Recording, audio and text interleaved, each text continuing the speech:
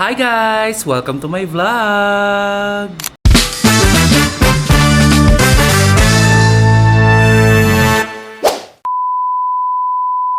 For today's vlog ay, syempre may mga ano na naman tayo, may mga lakad na naman tayo. At kasama natin, of course, Tamerlane, si Alaska Teka lang Boy. naman. Hello! Ng Blood versus Duty. Ayan. Yan yung mga, hi mga ka-update! Oh yes! Oo, mga Ang ka-update na tayo. Hello, hi mga ka-update! Parang liit mo talaga sa mga ganyan. Yung mga ka-update dyan, ng mga takore! Yes! Yan! So, kagaya ng sinabi ko, kasama ko nga ngayon si Tamerlane at may mga pupuntahan kaming event ngayon. Yeah. Today is a very long day, kaya samahan nyo kami dahil yung mga behind the scene lang ang makikita nyo dito, but the main report makikita nyo sa OG Diaz Showbiz Update. Yeah. Ichika mo na, dali! Ayan, syempre hatid ng inyong Tita Cora Yeah. ang chismosang Correspondent! correspondent. Ayan! Very good. So, abangan nyo rin ang Blood versus Duty. I-support natin si Tamerlane sa Blood versus Duty. Pa-support naman dyan. Malapit, ating nalabas na yata this week yung pagbabalik ni Nurse Peter. Bongga. So, di ba? Saan nga ba nagpunta si Nurse Peter? Kasi parang umalis si Ito Nurse na Peter. nga, di ba nga yung chika doon namin na pupunta ko ng Canada, di ba? Sabi ko kay kay Jamila, kay Barbie. Nagbago ngayon ang kapalaran. Ipapakita ba doon kung ano nangyari kay Nurse Peter? Yes, ang nangyari kasi doon, hindi lumipad yung eroplano. Dahil? Mabigat. Mabigat siya. Tsaka sempak. Yeah. Oo, so ngayon, kasi sabi ng employer ko doon sa Canada, Dumating ka dito ng March 10. puta sa impact. Oo. Tapos amoy cup Paglipad noodle. pa. At Nissan Cup. Amoy Nissan Cup ang sempak. Paglapag ko March 12 na, ayun, niligwa ko ng employer. Umuwi ka na sa inyo. Ayun. Puta ka may shoot ng Blood versus Duty ng March 15, sempak ulit. So, pag hindi yun yung nakita nyo, papanoorin pa ba nila? Ayun na nga. So, yun mga ka-update ha. At mga katakori dyan. So, bantayan nyo po yung Blood versus Duty, ang pagbalik ni Nurse Peter, di ba? Correct. At least masaya na naman kami doon. Mga 2 weeks na ako nagsushoot eh. So, masaya yun na yung mga episodes. At, bantayan nyo talaga. Ha? May ginawa sa'yo dun eh. Oo, may ginawa sa akin doon si Marcus. Aabangan. Uy, may aabangan sila. Oo, at si Agent Flores na si River Joseph. Nako, bantayan nyo talaga yan. Bukod sa Blood versus Duty, ano pa yung inaabangan nila sa'yo? May proyekto bang parating pa si Tamerlane? Meron daw. Kunwari hindi natin alam. Oo, basta gano'n na lang. Oo, basta abangan nyo rin po ako. Sabi nga Tita Cora, abangan din siya sa Eskinita. Kaya abangan nyo rin po ako doon sa kabila naman ako Eskinita. Akala nyo nagbibiro ako, yun yung bago kong movie, Eskinita. Yan, Eskinita. Oo. Yan talaga yan. By direct. Ayun, Eskinita, baka mabambang ako. Oo. O siya, mamaya na lang ulit. Diyos ko, yung kakulitan namin ni Tamerlane, umabutan ng 3 minutes. dapat talaga ang sabi niya, mag-i-intro lang ako. Sige, malapit lang yung mga 10 seconds lang yan. Puta ka, 3 minutes ba? Dinirdiretso namin. O siya. Hi, hello, hi, Sir Rafi. Sir Rafi, Miss Maris, hello po. Hey, picture tayo. Dali.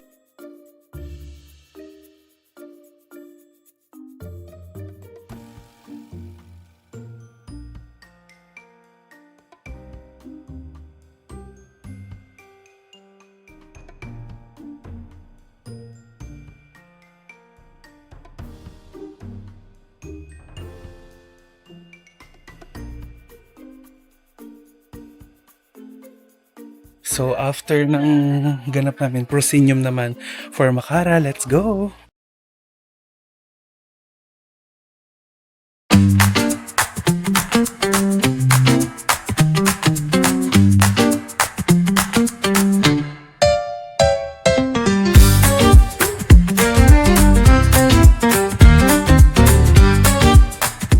Sa dami kong ginawa na mga gay characters, isa lang ang naiparealize sa akin. Hindi totoong typecast. Hanggang ginagampanan mo yung character, ay yung trabaho mo bilang isang actor, hanggang passionate ka, hanggang buo ko ng pagmamahal sa ginagawa mo, pagkakatiwalaan ka eh.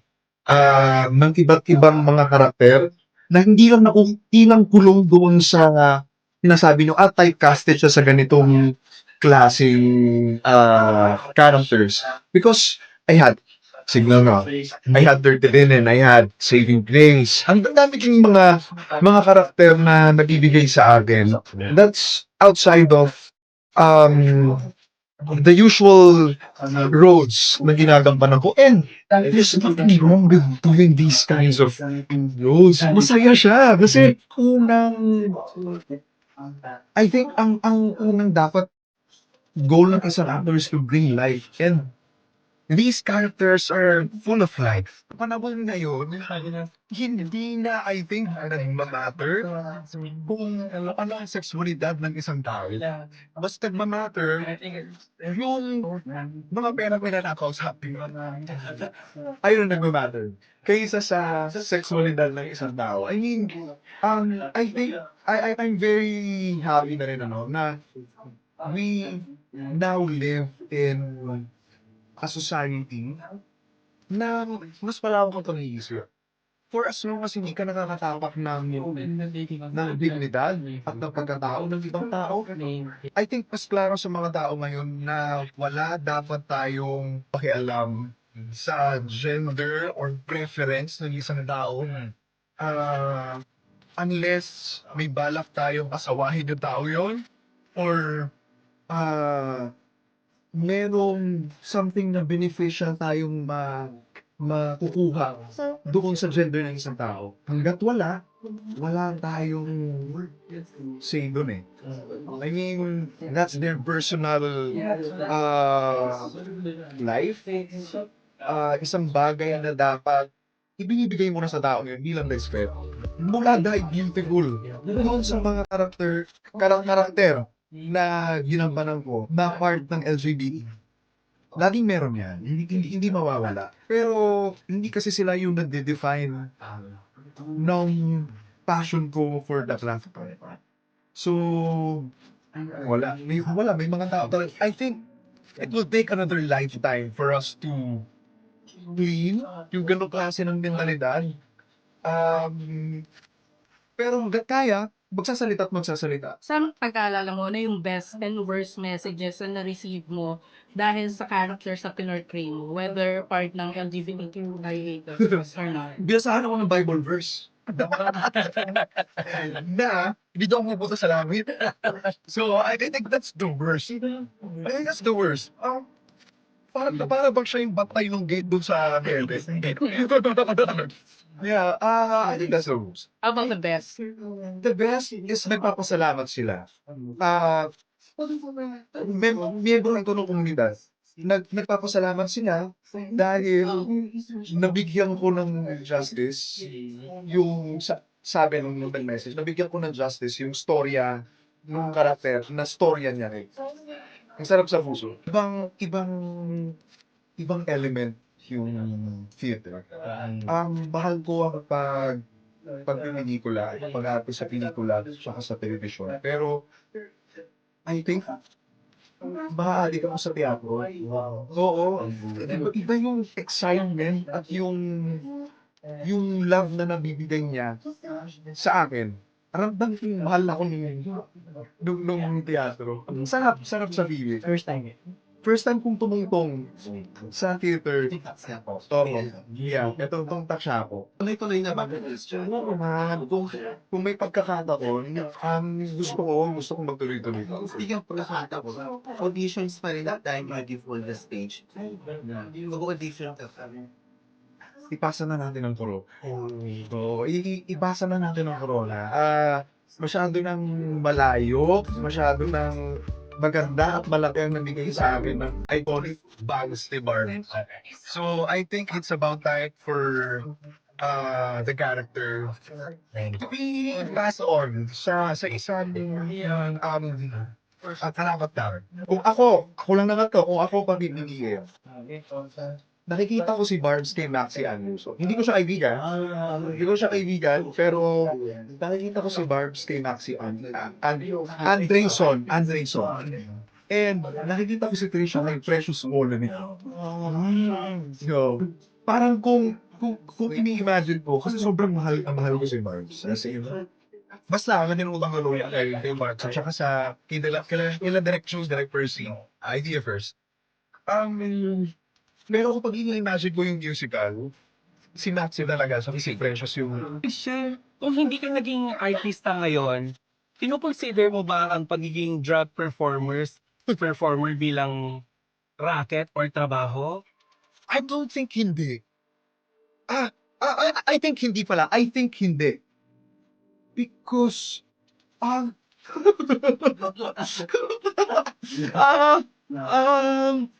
happy ako na try kong maging drag queen sa pelikulang ito. But as Christian Bables, I don't think I'll be a drag queen. As Christian Bables, maybe a businessman. If hindi ako artista.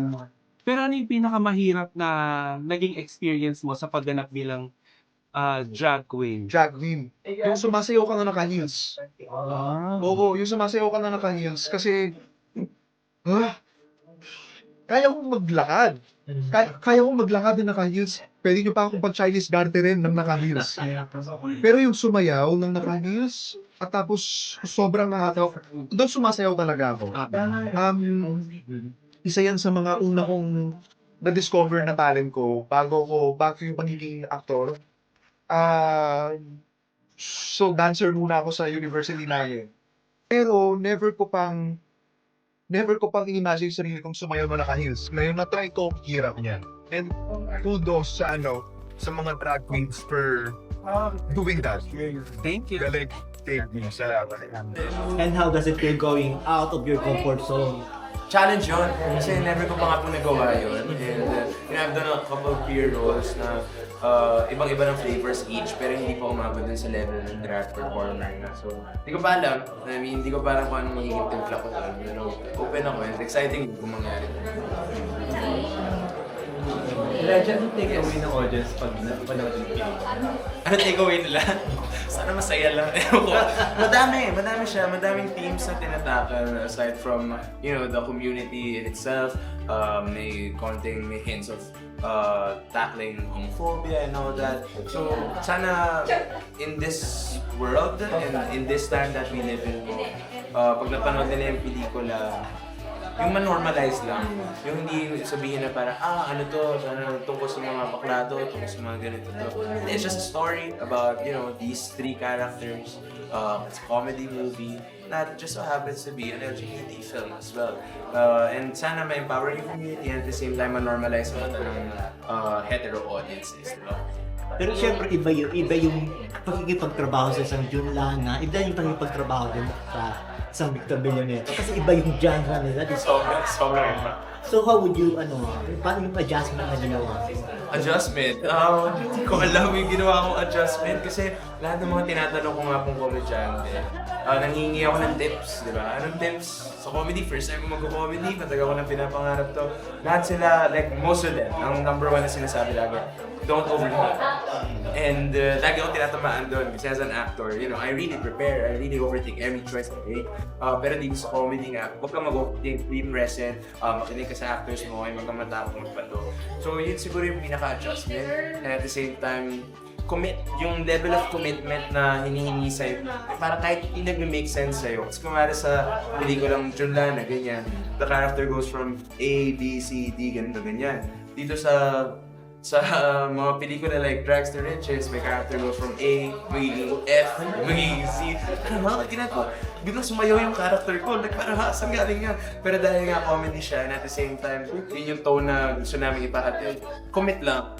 So, ibang level ng commitment yung hinihingi ng pelikula to. I swear po, pag napanood niyo yung mga eksena ko dito, sana matawa kayo, or baka mapahiya lang ako, hindi ko alam. Elijah, bukod pa sa footprints na ginagawa mo ngayon, may upcoming ka pa bang stage play?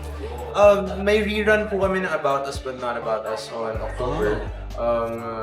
I have an alternate this time around, so I'm doing less shows, I think. Pero Footprint and then About Us But Not About Us lang, and then the rest of the year puro films na po yung gagawin. Moving on is, I don't think it's the right term. I think we just move forward. We will never forget JF. We will never stop missing him, and we will never stop thinking about the regrets and guilt and all that. Pero, you know, nandun may stages of grief na, diba? And papunta kami dun sa acceptance. Kasi that's how you move forward with life. And syempre, make him proud through the foundation, yung organization namin na kulit, and help other adolescents in need. Naging mahirap on your part to do your Role? oh, because it's your brother. Yes, of course. Sobrang hirap. Sobrang hirap nung tinabi ng kuya ko na nakapasa siya. Siyempre, sobrang proud kami. That was about last year. Di pa binababasa until like early this year. Kasi workshop pa nila yung script eh. So, nung nabasa ko, sabi, ako talaga gagawa nito? Are you sure? Like, ikaw na lang. Ayaw ko na gawin yan. Yung parang ang bigat. Tapos ang sakit. Pero he did some revisions and then sobrang hauntingly beautiful yung pagkakasulat niya as much as, you know, nandun yung pain ng grief and may light at the end of the tunnel eh, diba? May hope din siya and naging totoo lang talaga yung play. So, ang laki ng respect ko kay Kuya doon and sabi ko, may fairness talaga sa'yo, ang ganda ng sinulat ng script and sobrang beautiful kahit masakit, diba? Yung, hindi siya yung sensitive, yung pagkakatakot sa topics. And I think that's what matters. Politically inclined na talaga yung family namin. And natulong sa akin lalo sa arts, sa pelikula, sa teatro, na may purpose tong craft natin. And parang may quote sa feminism, may quote that the person is political. So being apolitical is also a political statement, di ba? Everything that we believe in is a political statement in itself. Pero hindi ko pinupolitika lahat ng bagay. Hindi naman yun yung point. Na sinasabi ko lang ay importante yun dahil dito tayo sa mundo naninirahan. Sa isang mundo lang tayo naninirahan, sa isang bansa tayo naninirahan, and we coexist with each other. And the politics that revolve around this country, they concern us as well. Sa pamumuhay natin, sa livelihood natin, sa mga mahal natin sa buhay. So dapat maging aware man lang tayo, di ba? At the very least, para alam natin kung saan tayo nakatayo, alam natin kung inaalipusta na ba tayo, kung niloloko na lang ba tayo, pinagsisinungalingan na lang ba tayo, kung natutulungan ba tayo, di ba? Kailangan natin alam yung mga yun, mga bagay na ganyan. Kasi binabayaran natin sila eh. Di ba? Nagbabayad tayo ng buwis eh. Yung sweldo nila galing yan sa atin lahat eh. So, di ba dapat magkaroon tayo ng pake?